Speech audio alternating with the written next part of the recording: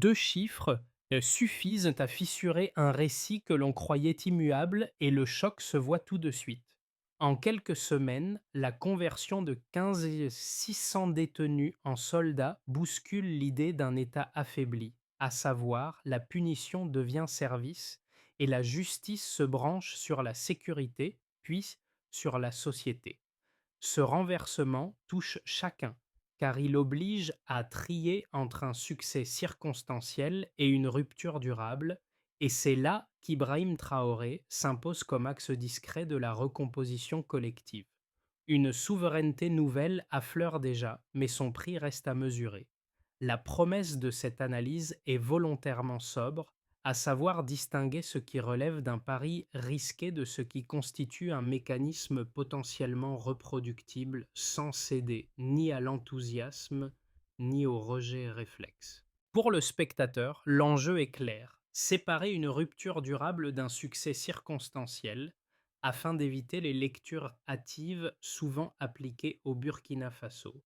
Il ne s'agit pas d'admirer une prouesse administrative ni de condamner un geste atypique, mais d'examiner comment une décision brève, presque austère dans sa forme, a déplacé des équilibres que l'on croyait figés. Ce déplacement engage plus que la sécurité. Il touche la définition même de l'État face à ses citoyens, y compris ceux qu'il sanctionnait hier. La justice cesse d'être uniquement punitive pour devenir un processus orienté vers un résultat collectif mesurable. Le risque est réel. Si l'expérience échoue, la confiance institutionnelle se fragilise. Si elle tient, une brèche conceptuelle s'ouvre. Sous l'impulsion d'Ibrahim Traoré, la question centrale devient alors incontournable, à savoir, assiste-t-on à une réforme isolée ou à l'ébauche d'un modèle capable de reconfigurer des dépendances plus larges? En moins de 2 ans, 92% des zones auparavant sous pression armée sont repassées sous contrôle effectif. Ce chiffre, rarement mis en avant, oblige à relire la dynamique sécuritaire du Burkina Faso et à replacer la réforme au centre d'une chaîne causale plus large portée par Ibrahim Traoré.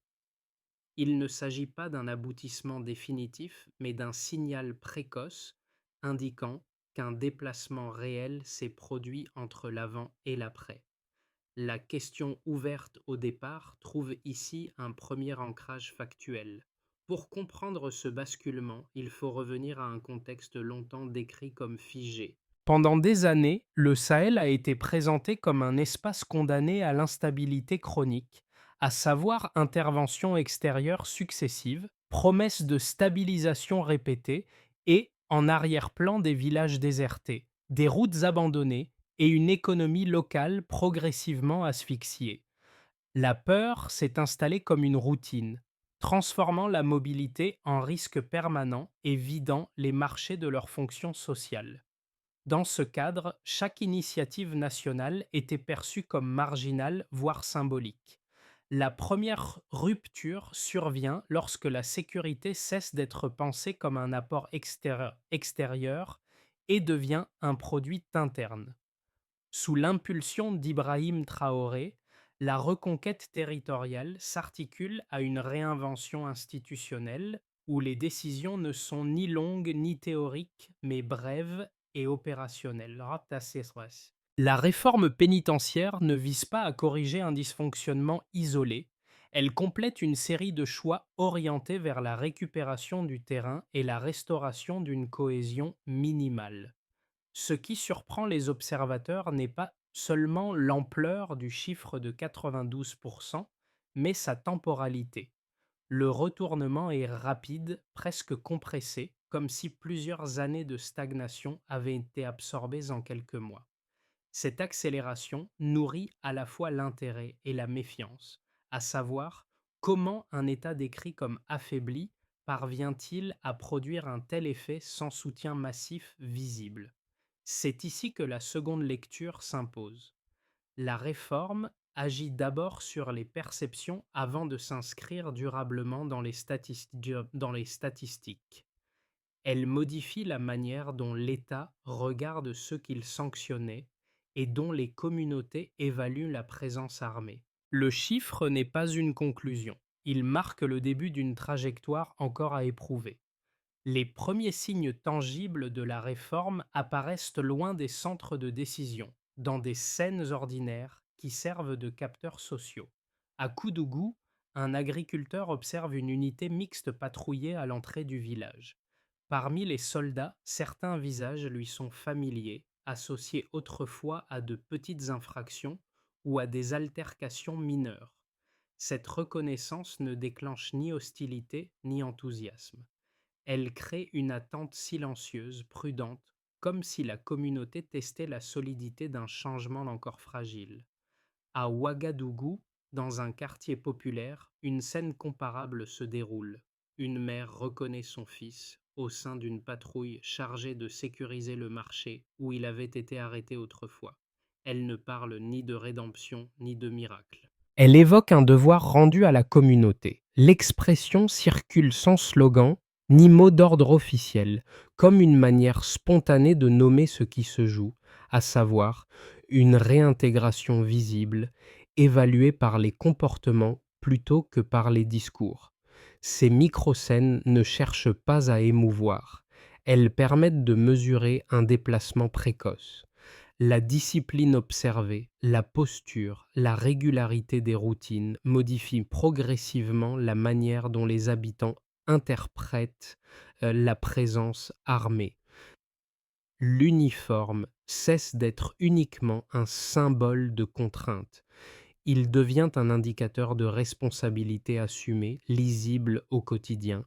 Ce glissement produit un effet mesurable avant même l'apparition des grands chiffres. Les marchés rouvrent sans annonce officielle. Les déplacements reprennent sur des axes longtemps évités. La peur recule sans proclamation.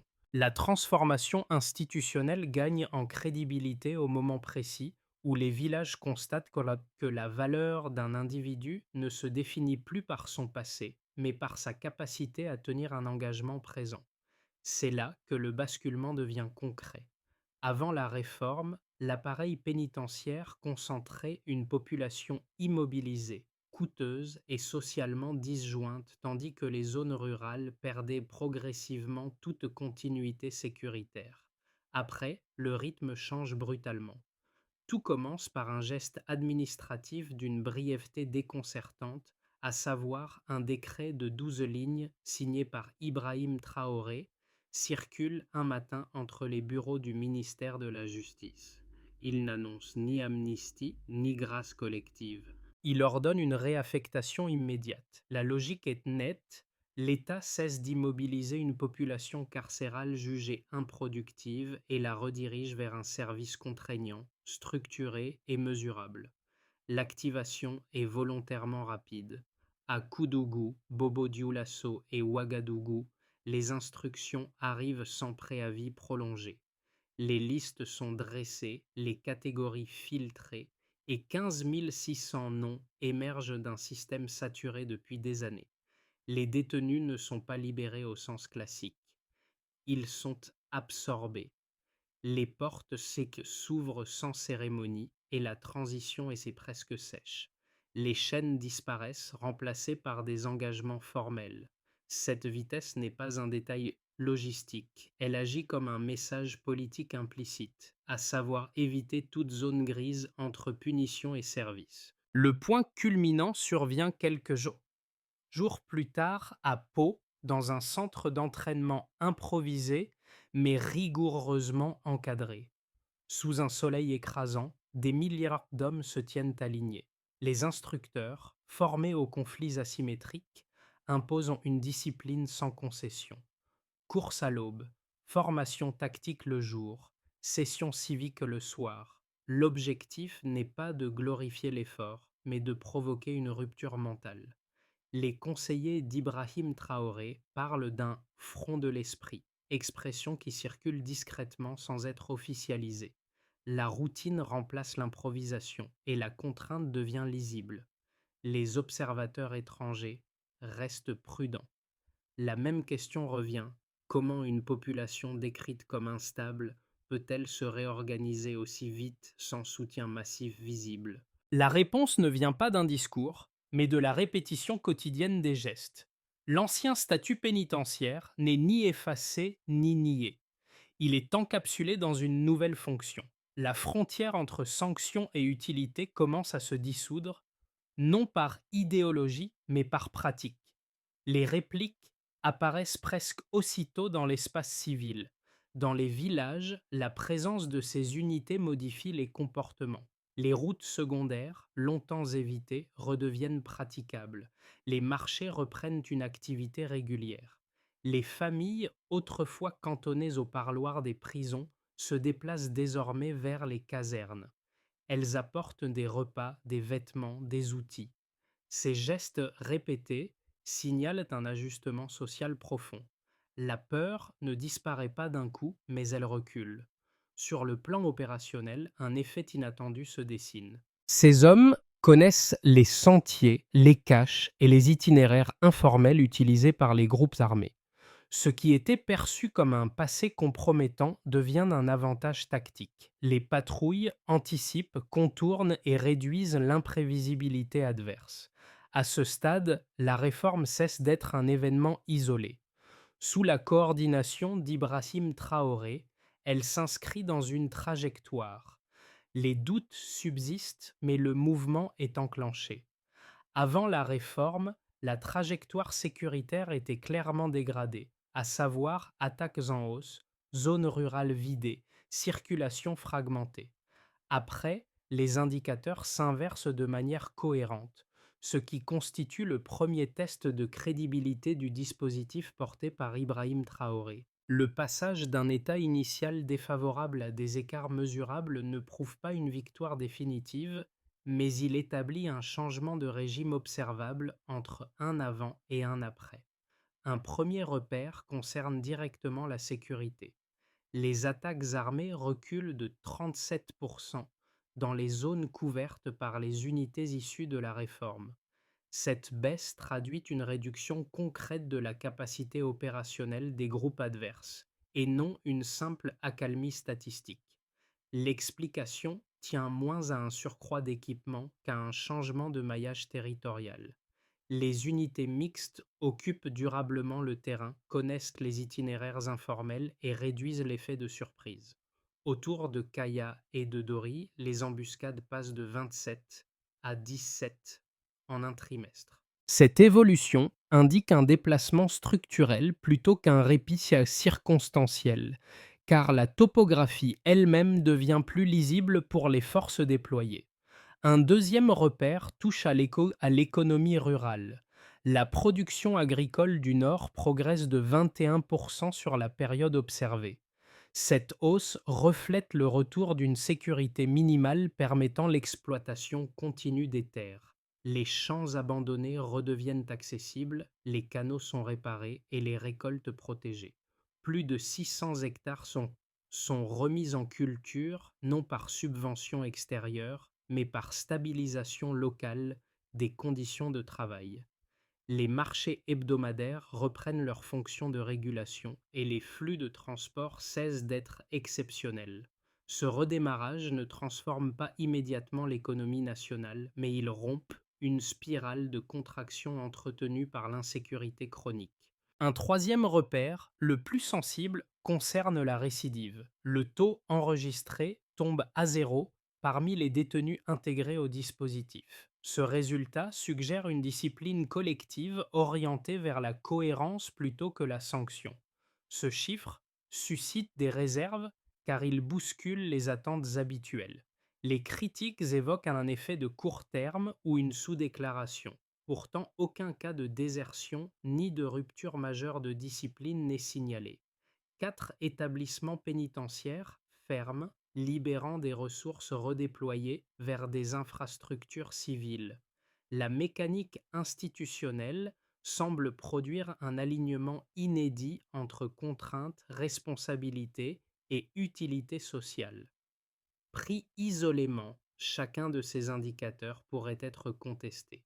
Ensemble, ils dessinent une cohérence. La baisse des attaques sécurise les routes. La reprise agricole redonne une fonction économique au territoire. L'absence de récidive stabilise le lien entre justice et service.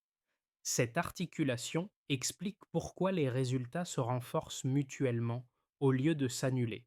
Sous l'impulsion d'Ibrahim Traoré, la réforme n'est pas présentée comme une réussite morale, mais comme un système évalué par des écarts mesurables. La lecture la plus prudente consiste à reconnaître un déplacement réel sans conclure à une durabilité garantie. Les chiffres n'assurent pas l'avenir. Ils attestent d'une capacité à produire de l'ordre là où dominait la fragmentation. Ce passage du diagnostic initial au delta observable constitue le cœur de l'argument et referme la question ouverte plus tôt sur la solidité des premiers résultats. Deux objections dominent l'analyse prudente de ce dispositif et elles méritent d'être formulées dans leur version la plus solide. La première soutient qu'armer d'anciens détenus crée un risque intrinsèque pour la stabilité nationale. Une force issue des prisons pourrait rester traversée par des loyautés fragiles, une discipline seulement superficielle et des tensions latentes. Sous stress opérationnel, un incident isolé suffirait à fissurer la confiance publique. À cette inquiétude sécuritaire s'ajoute un enjeu éthique, à savoir convertir une peine en service militaire brouille la frontière entre justice et utilité et pourrait affaiblir la légitimité du système judiciaire à long terme. La seconde objection redoute une militarisation de la détresse sociale. Transformer la marginalité en ressource sécuritaire établirait un précédent ambigu, où la misère deviendrait un réservoir structurel plutôt qu'un problème à traiter à la racine. Des organisations civiles alertent sur un contre-coup possible, à savoir si les résultats actuels s'avéraient temporaires, l'effondrement serait d'abord psychologique. La confiance nouvellement acquise se retournerait en sentiment de trahison, rendant le coût de l'échec plus élevé que celui de l'inaction.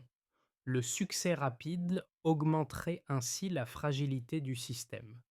Face à ces critiques, la réponse la plus robuste ne consiste ni à moraliser ni à minimiser, mais à revenir aux faits observables. Aucun cas de désertion n'est signalé, aucun effondrement d'unité n'est enregistré. Les indicateurs mentionnés plus tôt ne prouvent pas une perfection structurelle, mais ils contredisent les scénarios les plus pessimistes. La discipline apparaît comme une routine encadrée, répétée et vérifiable, plutôt que comme un élan ponctuel. Le point décisif tient à la posture institutionnelle attribuée à Ibrahim Traoré.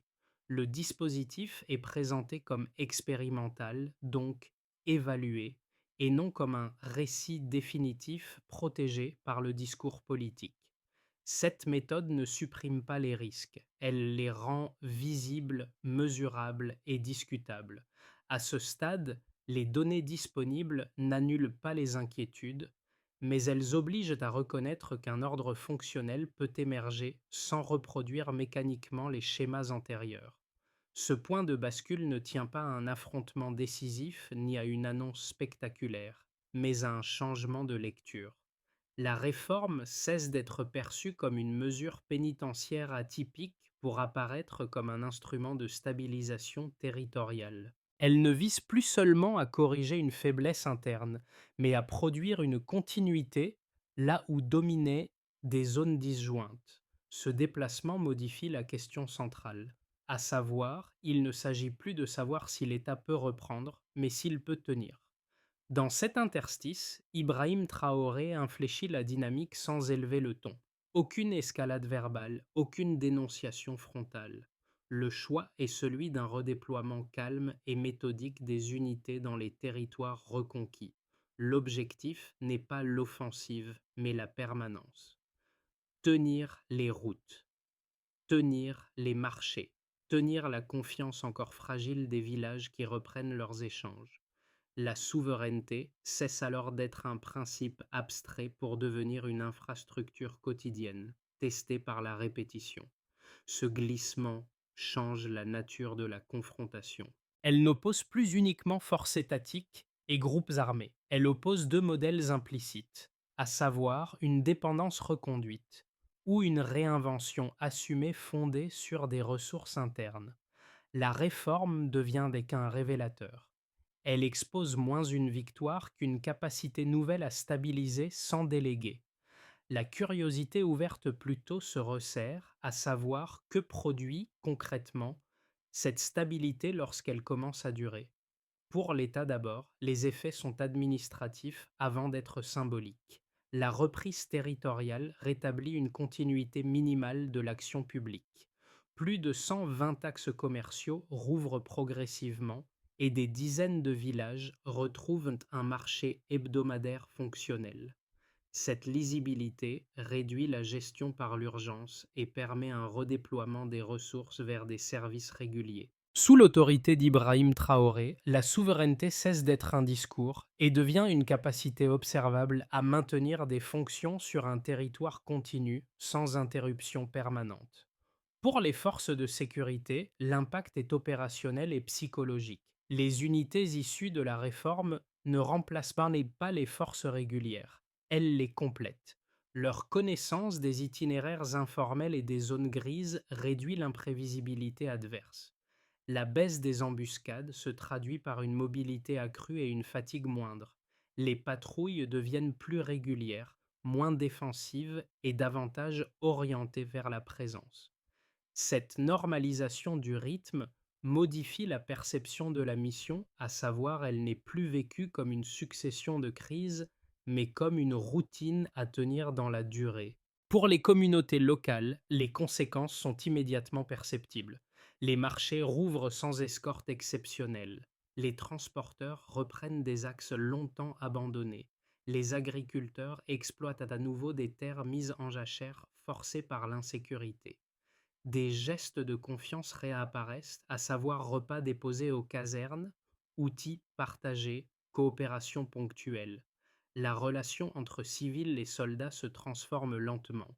L'uniforme n'incarne plus uniquement la contrainte, il devient un indicateur de protection. Cette recomposition sociale n'efface pas les blessures passées, mais elle réduit la peur comme principe organisateur. Pour les acteurs régionaux, enfin, l'effet est stratégique. Le Mali et le Niger envoient des délégations pour observer le dispositif, non par fascination idéologique, mais par pragmatisme. Le modèle attire l'attention parce qu'il repose sur des ressources internes et une discipline mesurable. Les anciennes puissances, elles, restent prudentes et emploient des formules neutres pour qualifier l'expérience. Ce silence traduit une gêne analytique, à savoir la stabilisation observée contredit des cadres fondés sur la dépendance structurelle. Si la dynamique tient, elle crée un précédent régional difficile à ignorer. Ces quatre lecturés convergent vers un même point. La réforme ne produit pas seulement des gains sectoriels, elle réaligne des intérêts longtemps disjoints. L'État agit avec plus de continuité. Les forces opèrent avec moins d'attrition. Les communautés réinvestissent l'espace public. Les voisins observent une alternative possible. Sous la coordination d'Ibrahim Traoré, la cohérence devient le principal résultat. La question qui s'impose n'est plus celle de l'effet immédiat, mais celle de la trajectoire, à savoir comment cette stabilisation peut-elle évoluer dans les mois à venir. À l'horizon des 6 à 12 prochains mois, trois trajectoires plausibles se dessinent, fondées non sur des projections abstraites, mais sur des conditions déjà observables sur le terrain. Chacune dépend moins d'un événement spectaculaire que de la capacité à maintenir une cohérence quotidienne entre sécurité, justice et action civile. Si l'on retient un scénario de base, la dynamique actuelle se prolonge sans accélération notable. Les axes sécurisés restent praticables, les marchés rouverts continuent de structurer la vie locale et les unités issues de la réforme s'intègrent progressivement aux forces régulières.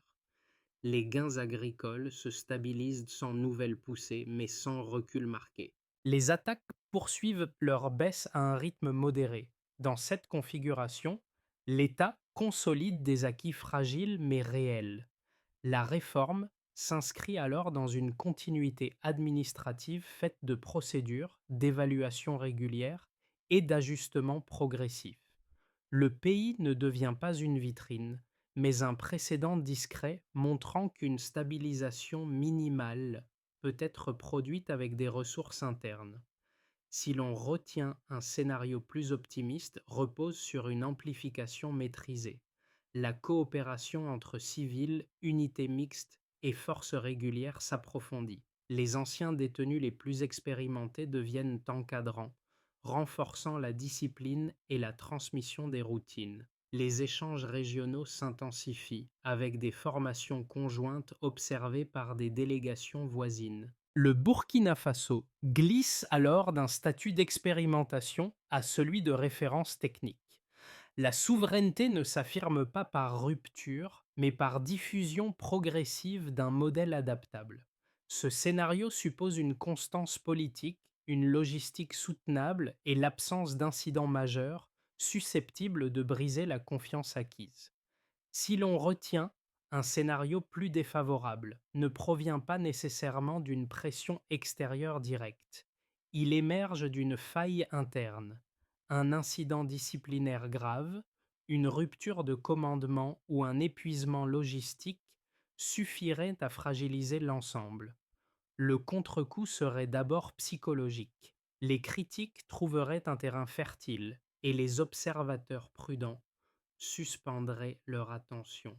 L'échec ne serait pas total, mais il réinstallerait une lecture fataliste coûteuse à inverser, car la confiance nouvellement créée se transformerait en désillusion. Face à ces trajectoires, une recommandation de méthode s'impose. Ne pas confondre vitesse et solidité. Avancer par consolidation plutôt que par accumulation. Mesurer chaque étape avant d'en ouvrir une nouvelle. Si la réforme tient dans le temps, ce ne sera pas par son audace initiale, mais par la constance de son exécution et la capacité à corriger sans renier. C'est sur ce terrain, discret mais décisif, que se jouera la suite. Pour une partie de la jeunesse urbaine, la réforme cesse d'être un mécanisme institutionnel abstrait et devient un miroir. Les images d'entraînement, largement relayées, ne sont pas lues comme de simples démonstrations militaires, mais comme la preuve qu'un parcours peut être redirigé sous contrainte et discipline. Des étudiantes évoquent l'idée qu'un échec n'est pas nécessairement définitif, qu'une trajectoire peut être réorganisée sans effacer le passé. Cette lecture ne glorifiait pas la dureté du dispositif. Elle retient la possibilité d'un recommencement structuré, encadré par des règles visibles. Dans les familles, l'impact se joue sur un registre plus intime. Les mères qui attendaient autrefois derrière les barreaux attendent désormais lors des permissions ou des parades locales. Le même visage, jadis associé à la honte ou à l'inquiétude, apparaît sous un uniforme qui impose une exigence nouvelle. La douleur du passé ne disparaît pas, mais elle se transforme. Les repas déposés aux casernes, les vêtements offerts, les outils prêtés pour des travaux communautaires deviennent des gestes de soutien discrets. La réconciliation ne passe pas par des discours officiels, mais par une accumulation de preuves quotidiennes, modestes et répétées. Pour la diaspora, la transformation agit comme un contre-récit. À distance, beaucoup avaient intégré l'image d'un pays condamné à l'instabilité chronique ou à la dépendance. Observer une réforme produite et évaluée localement suscite des débats nourris.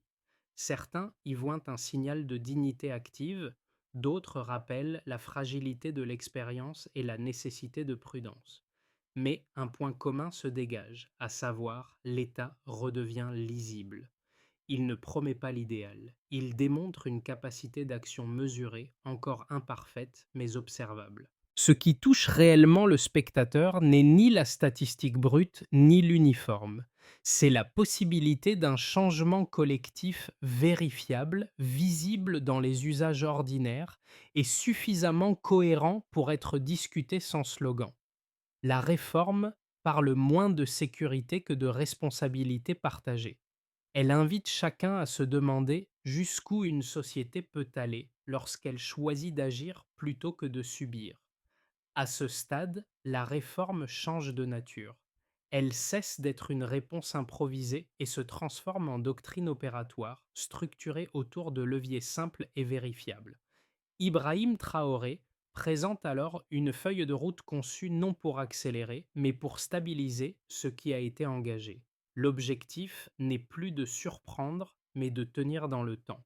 Le premier levier repose sur une double tutelle justice-défense appliquée à l'ensemble des centres de formation. Cette articulation vise à uniformiser les critères, prévenir les dérives et garantir que chaque recrue traverse le même filtre disciplinaire, indépendamment de son passé pénal.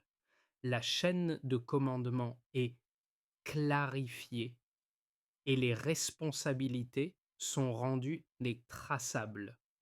Le deuxième levier introduit la discipline comme langage civique partagé. Dépôt des modules issus de l'entraînement sont progressivement intégrés dans l'administration et certains parcours éducatifs. L'intention n'est pas la militarisation de la société, mais la continuité institutionnelle reliée sanctions, formation et services dans un même arc fonctionnel lisible pour les communautés. Le troisième levier élargit l'horizon régional. Des accords d'observation croisés avec le Mali et le Niger permettent de mutualiser certaines formations et d'évaluer la transférabilité du dispositif. Ce mouvement reste discret, mais il modifie la cartographie des influences sans déclaration frontale. Enfin, le quatrième levier fixe des indicateurs mesurables.